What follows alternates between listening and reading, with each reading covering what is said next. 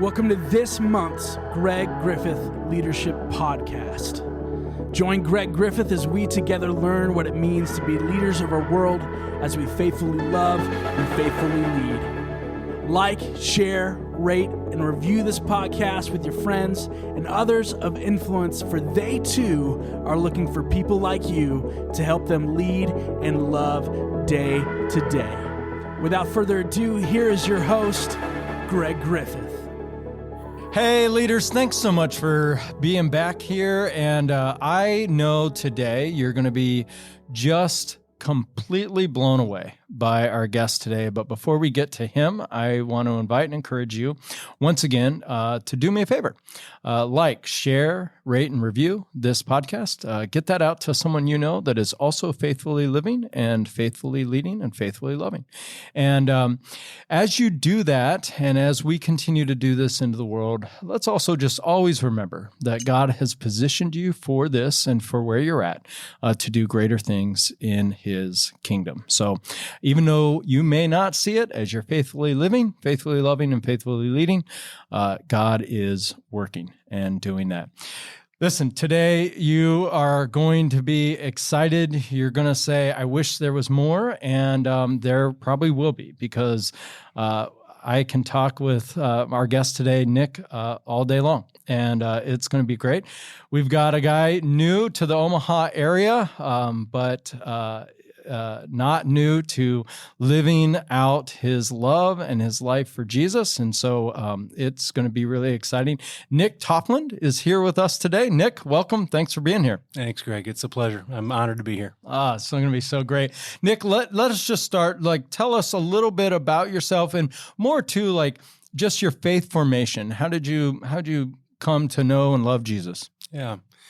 So I grew up in the Twin Cities. I was born in Grand Forks, North Dakota. Spent a couple years there, a couple years in Des Moines.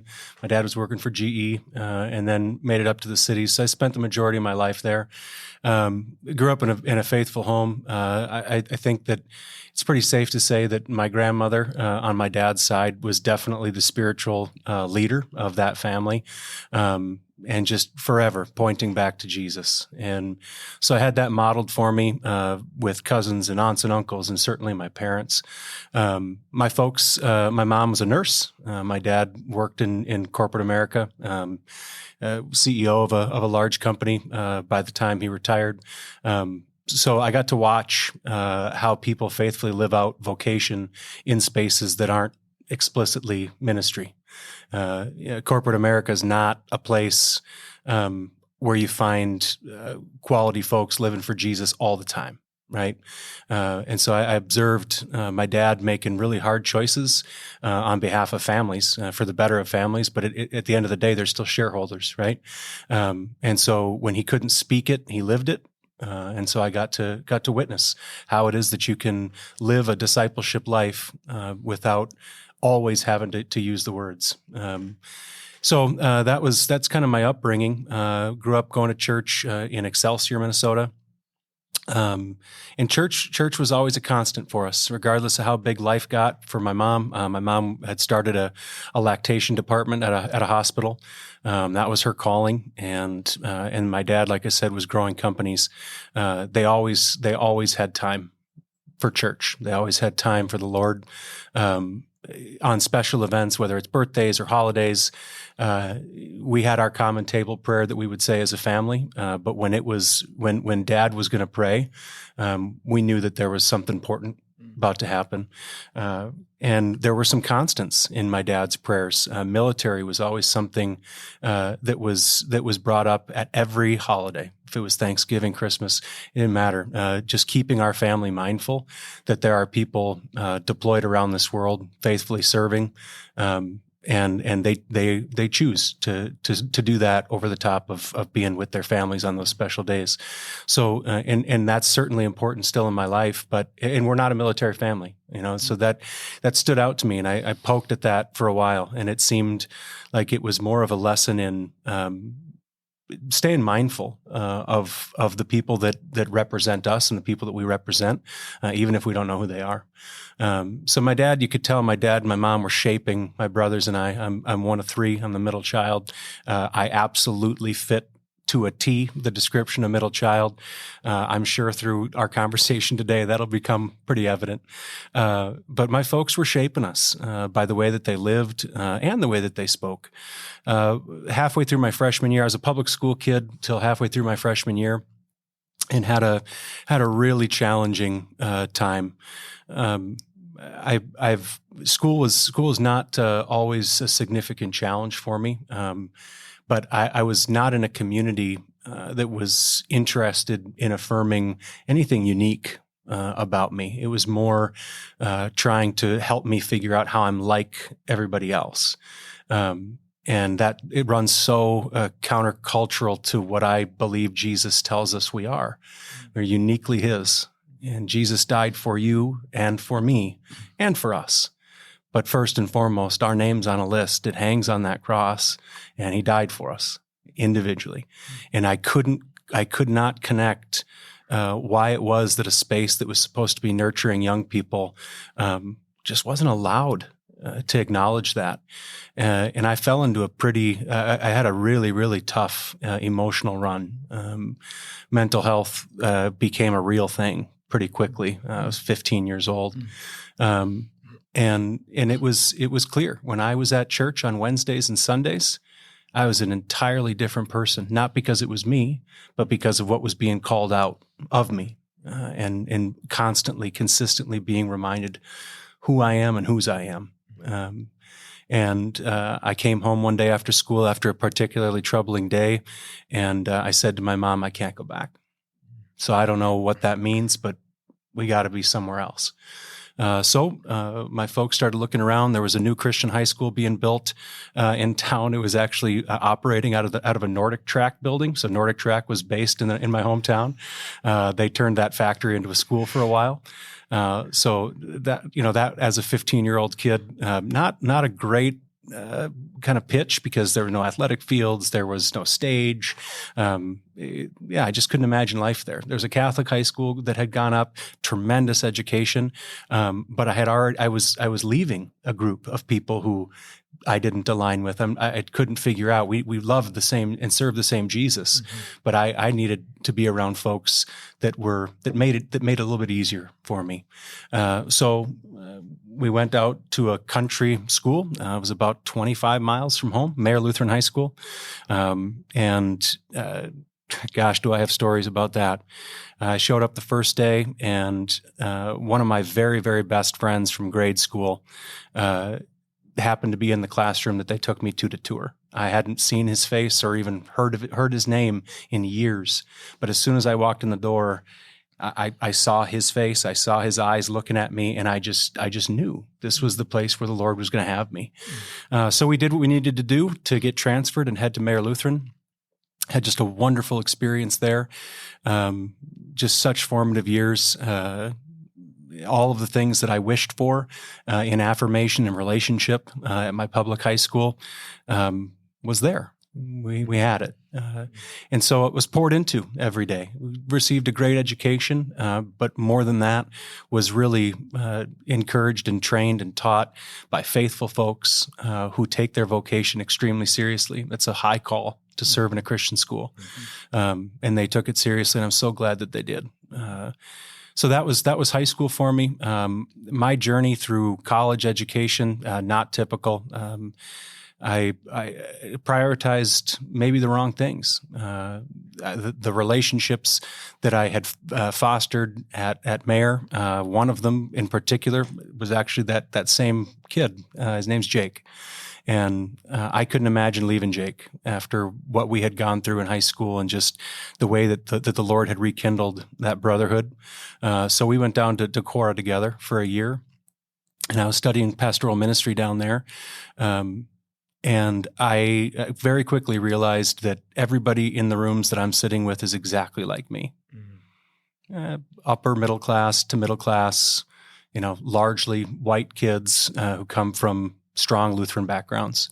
And quickly I figured out I'm not really going to have to ever defend this here.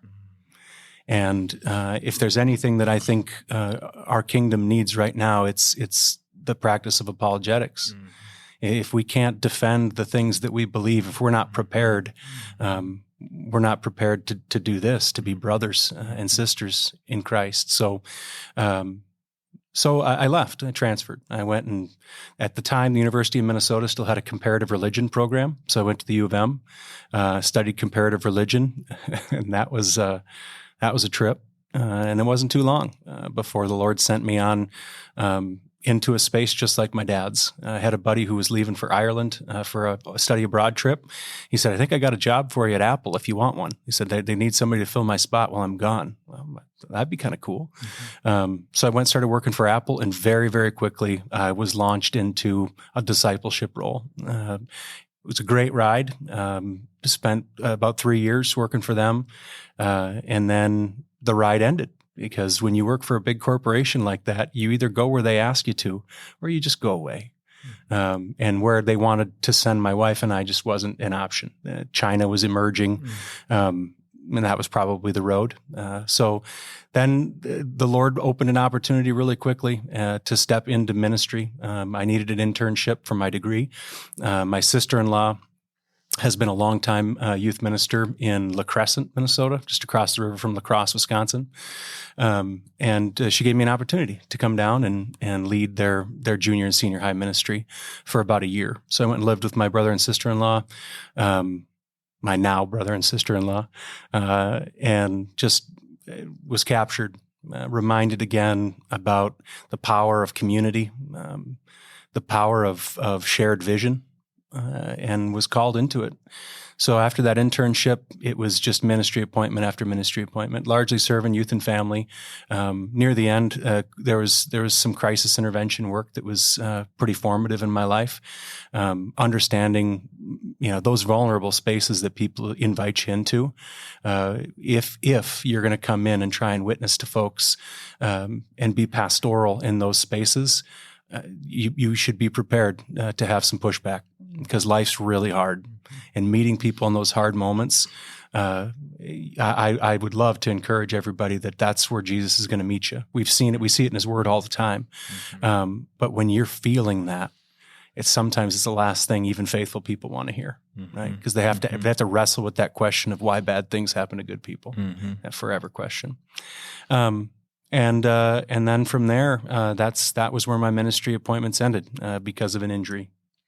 Yeah, you mentioned why bad things happen, mm-hmm. right? And you're heading off, you're getting rekindled back into the ministry you're loving. Everything's happening. You're kind of going, yes, I'm doing work for the Lord.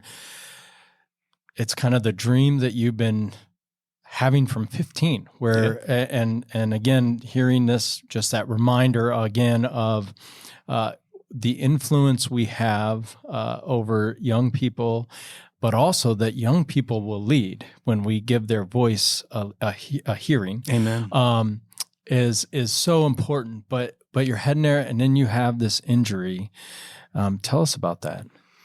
Yeah, it really was. I've never felt. I like to describe it to folks that if you know the Gene Wilder version of the Willy Wonka story, and my contention, the only Willy Wonka story. There's a scene where Mike TV gets shrunk down, right? And they come and grab him by the scruff of his neck and put him in Mom's purse, right? Mm-hmm. That's where I was. The Lord had picked me up by the scruff of my neck and put me into a really, really safe place. It happened to be a Catholic church. Why the Lord decided that it would be right for an evangelical, forever evangelical Lutheran guy to end up in a setting that's anything but, only He knows. Mm-hmm. But my goodness, I'm convicted now that it's because He needed to remind some folks that he's in control. Mm-hmm. And so He did a mighty, mighty work. Mm-hmm. A ministry grew exponentially in just a short period of time. I pretty much washed my hands of any leadership. I didn't need to. Mm-hmm. Students were leading everything. Mm-hmm. And it was the youth pastor's dream. Mm-hmm. And so on the backside of it, it's no surprise to me when we do good work in His name. There's another out there who gets a little bit uncomfortable and sometimes finds their way to intervene. Mm-hmm. So we had a ministry event. And this is the posh and Tony Southwest Metro of the Twin Cities. So we had collected food, a bunch of food, for a local food shelf. And after the kids had done just an unbelievable job, the parents said, "Don't you think we should celebrate this in some way?" And I'm the, well, what's next guy, right? I have trouble stopping to pause. And so I was encouraged, and I said, "Well, great. If y'all want to run with that, let's do it." But I don't even begin to think of what you're trying to get to. What they designed was a progressive dinner, like the old school 1980s progressive dinners, except we were going to do it in Hummer limousines, and we were going to go from fast food place to fast food place, eating each course of the meal at a different place.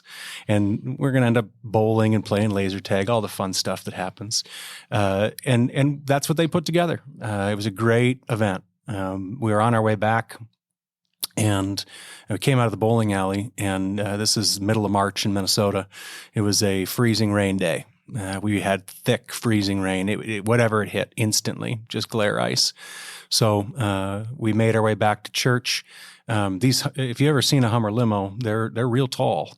So these things had several stairs, running boards that came out of the side of the car when you open the door. Because of that freezing rain, they were locked in. So the last thing that I remember is swinging the door open and looking down to see where I had to kind of jump out of the car to get. When my feet hit the ground, one side of my back of my head hit the door frame. That knocked me unconscious. So then my unconscious body fell and landed on the curb. My back of my head on the other side landed on the curb. Concussion's a recoil injury, right? It's not the first impact. It's the recoil that concusses you. Well, if you get enough of that back and forth, you get multiple concussions from one impact, right? Mm-hmm. If it's hit with enough force. Mm-hmm. I spent the next several weeks sitting in the dark. I had such photosensitivity. Light of any type was just glaring in my eyes. I saw two of everything, still do, and vertigo, really consistent vertigo, and then migraines that I wouldn't wish on my absolute worst enemy. And then cognitively, speech was hard. I would have a hard time coming up with words, so word choices was really, really challenging. I had a stutter when I had real cognitive drain. I stuttered pretty badly. And so they put me on pain medicine, managed pain medicine for about 6 weeks. And that was the answer, is we just got to get him through the recovery period. God bless mothers. I'm 27 years old at the time. And my mom still being my mom, advocating for me, calling doctors saying, "You're not doing enough for my son. We need to get him into a specialist." She wormed our way into a neurologist of all people. That's quite the specialty to not wait for. And she got us in. And from there, I spent the next 2 years in full-time neuro rehab, multi-service. I couldn't drive, so my dad would drive down from the northern part of the cities and pick me up, drive me all the way down to Minneapolis, about a 50-minute drive, stay with me all day, and then drive me back home out to my wife and my apartment at the time, and then he'd be done for the day. Had friends, a lot of people from church who were willing to also help do that. So 2 years in rehab, and gosh, I learned so much about the importance of vulnerability and blessing people by letting them help. We rob so many people in our lives of the blessing of how they want to support you because we think that we're going to tax them too much, or we're asking for too much. And sometimes it's pride. It was that for me in parts. So learned a lot. And there's still challenges. There's permanent disability associated with it. For me, it's a daily reminder of the reliance that I need to have on the Lord. Without Him, modern medicine's unbelievable. But there's one great physician. He did work that only He could do in that healing process, and continues to. I still believe I could wake up tomorrow and be able to see only one of you across the table. It could happen. But since it hasn't yet, it's just my reminder that I rely on him every day. And I wouldn't change it. I wouldn't give it back. Most people have a hard time believing that. But the perspective that you gain by going through something, I have a absolute rock star of a wife who, if she would have said, Nick, this is just too much. This isn't the life that we imagined for each other, for ourselves. I just don't know how I would have said, I love you. I love you enough to say, go find that life then. She stood by my side and insisted that we don't stop living. We had a child in the midst of those 2 years. Our eldest boy was born during that time while I was still doing rehab. We were making absolutely no money. I was on disability from a youth pastor's job, so you're getting a fraction of already a pretty modest income. And Jen was working at a daycare center. And I remember just a few short weeks before our son was due, I am panicked. It's about $14,000 to send a kid to daycare in Minnesota. We couldn't sniff at $14,000. And the Lord taught us that provision comes in ways that aren't necessarily paychecks. So a couple weeks before Cole was born, and we were going to have to start footing this bill, the ownership group of the daycare center that Jen worked for said, we'd like to have you lead here. And as a leader here, we'll just take care of childcare. You come and serve here, and that'll be our gift to you. So for 9 years, we had 2 children in 9 years, and didn't pay a cent. The childcare we're paying for now in Omaha is the first time we've ever had to pay. So Lord's provision was there, and it has shaped how we think about provision in a really profound way. And the injury taught us a number of things, but again, more than anything else, it taught us that the more we lay at his feet, the more we put at the cross and just say, I trust you with it. Whatever it looks like, however you'll have it, not my outcome, but yours. You know better than me. You know better than us. So I trust you. And that has been our posture since 2013. And it's the same reason why we're in Omaha today. Wow. This is the second time I've heard that story, and I still find myself just amazed at your faithfulness to hold to God, your faithfulness and insight through that. Let me ask you a question. First, was it diagnosed as, is it a traumatic brain injury? Yeah. Is that what? Okay. So it's diagnosed as a traumatic brain injury, 27 years old. And for all intents and purposes, for 2 years, you're now homebound, just doing, rehab. And that's your unpaid job, in that, and now out of the career that you had seen yourself going. I think every single one of us can say, we know that unforeseen things happen. We never believe they will. And so when they do, and let me first start with, how did you, when you walk through the valleys, right? And I think this is something that's so important for Christians to understand, because we often want to say we want to live on a mountaintop most of our lives. But the reality is we do live in our valleys the majority of time. And I always like to think about the fact that it is in the valley where you see the flowers and where you see growth. The mountaintop is actually pretty sterile. It's a beautiful view, but you can't live up there. But when you were in the valleys, like, how'd you get through that? How did you stay focused with Jesus? How'd you wrestle with God?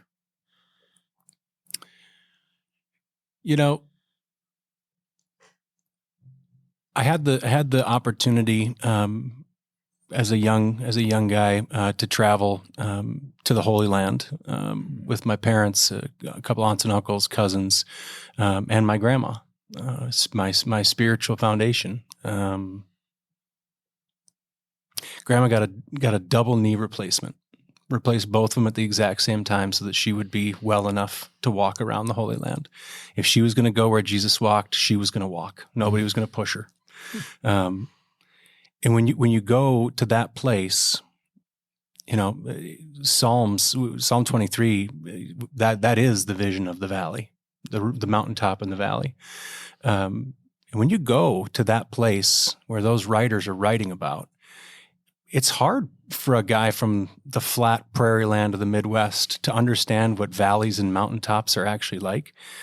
But when you see those Bedouin folks driving their sheep across the lands, moving from the summer fields back home for winter, the picture just comes alive. And the only way to arrive at the grounds where those sheep are going to graze for that really, really important time where they're fattening up for that summer, the only way to get there is to go through the valley. You can't possibly reach the place that God has supplied for you, that green grass. He can't give it to you unless you're willing to walk with him through the things that he just says, you need to trust me. I will bless your life in ways you can't imagine. I'll bring you to the mountaintops and beyond as long as you're willing to walk with me. I'm there. Right? Lord's already there. He just meet me in the valley and walk with me through it, and I'll bring you to the promised place. And I can't tell you how many times during that 2 years that mental picture was it was my grounding. Jen and I, that was a picture that we used a lot. And there is beauty in the valleys, but those walls can be real tall, and the passageways can look really long. But if you're willing to walk, the promise is really rich at the end of it. But it's not forever. That's the thing, is when you come back down from the mountaintop to make it back home, the only way to make it back home is to go back through the valleys. And so that picture of how shepherds work in that part of the world is so perfect for how God calls us to rely on him. So that was a really important picture for us. The other part of it is you know, you get to a point where you have to ask, what's the other option? You know, the other option is to become spiteful.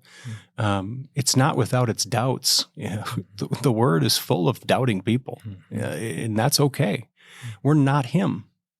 So to believe that we could be entirely faithful in every moment, sure, we can aspire to it. I would never hold you to that standard, Greg, right? Doubt creeps in.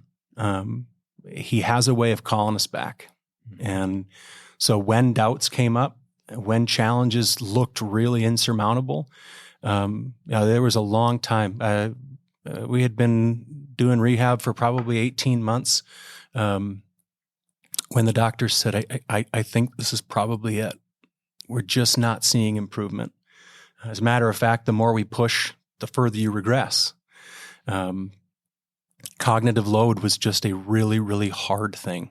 And I'm a thinker. That's not good for people with a brain injury. I need to rest that brain.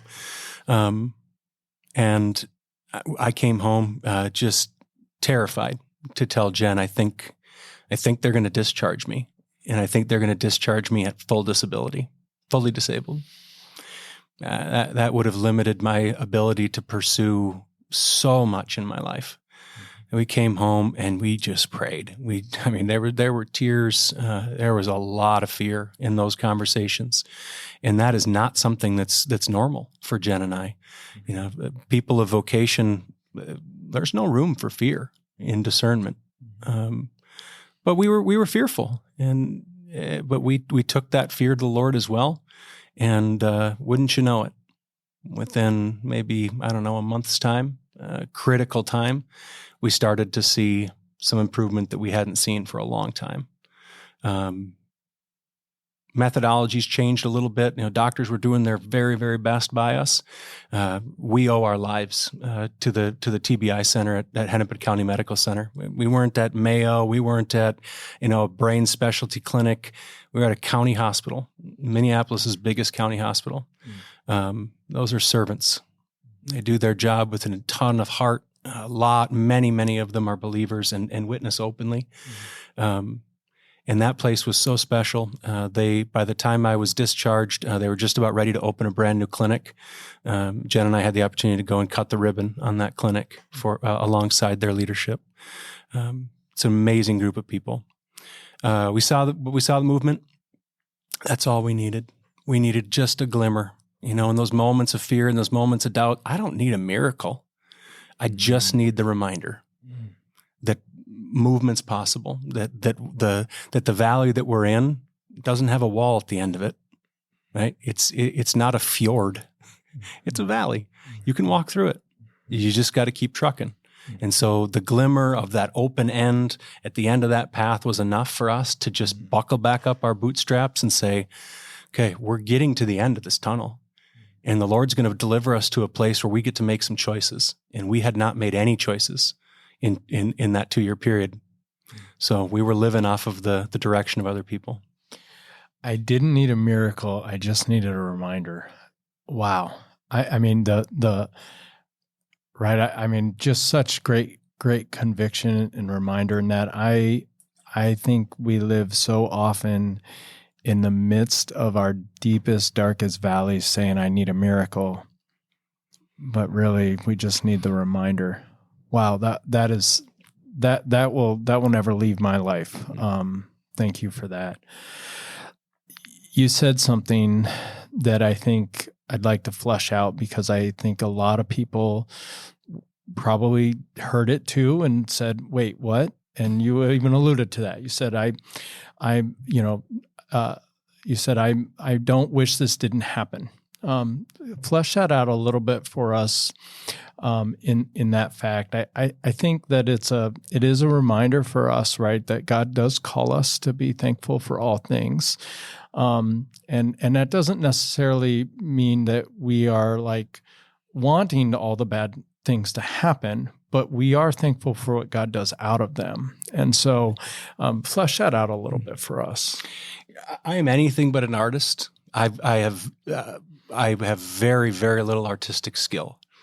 When I went to Mayer, I was encouraged to spend some mentorship time with the art teacher, Mr. Dorn. I didn't know why, but one of the teachers who I had developed relationships said, "I think you're a Mr. Dorn guy." I want to know what that meant. So I signed up for ceramics. Never had touched a lump of clay in my life. Maybe a pinch pot like in elementary school, but nothing on a wheel. Mr. Dorn gave me a picture of my life through clay that I'll never forget. You can't throw a bad pot. It's impossible, because all you have to do is fold it back in itself again and start over. It's the same clay. You're not replacing it. You're just remaking it. And the Lord will do that for our lives as often as we let him. He'll squish that clay back down to a ball, and he'll form it into exactly what he needs. Not what we need. But if we're putting ourselves into his service, then what we're called to be is what he needs in order to accomplish the work he's trying to accomplish through us. So I don't wish any of the moments of my life where the Lord took that ball, squished it back down, and threw it into something else. I wouldn't wish any of that away. Those moments make me more secure in who I am, where I am, and whose I am than anything else. I get uncomfortable when I'm the same vase or pot for too long. It makes me wonder, am I following the way that I'm supposed to be following? Because you haven't squished me down in a while here. We just got squished. Here we are. We're in Omaha. That has just been the story of my life and my relationship with the Lord. When I allow him to be the potter, he brings me to places I could have never imagined arriving. Wow. Thank you so much. I'd like to end with this question. And I'm really looking back now at everything, through everything. what would you tell? Let's go to this. I usually say your 20-year-old self, but what would you tell the guy sitting in the classroom with your friend Jake and looking around and seeing everyone like you? What would you tell him today?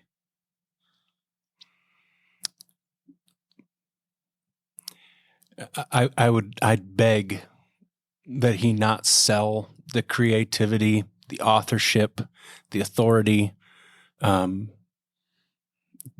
usefulness, and just the mastery of the Lord. Just don't dismiss it, because until in a relationship you are known and noticed by the other, and until you're in a relationship where you know and notice the other, I just don't know why we cast judgment. I don't know why we try and assess our likenesses or our differences until we're at a point where I notice the times in your life that aren't consistent, right? When we're in relationship with each other, part of my call, part of my grateful burden is to point out to you that help me understand how this lines up with all of this that I'm seeing in your life. You're investing in people. People are investing in you. You're stepping out in the ways that are honorable and worthy. You're investing in family. But this over here, I'm not sure where that fits. And earning the right to ask that question of people instead of just assuming that that's brokenness or that's sin, or you can call it whatever you want to, until you're in that relationship where you can know somebody enough to notice, I would just beg him, please give these things time. All of this relationship, give it its full due. I'm not a brilliant man. Lord's will take a lifetime for him to fill me with any wisdom. So I don't know why we don't allow that for each other. That's good. Nick, every moment I have with you, I find myself just richly going even deeper and learning so much.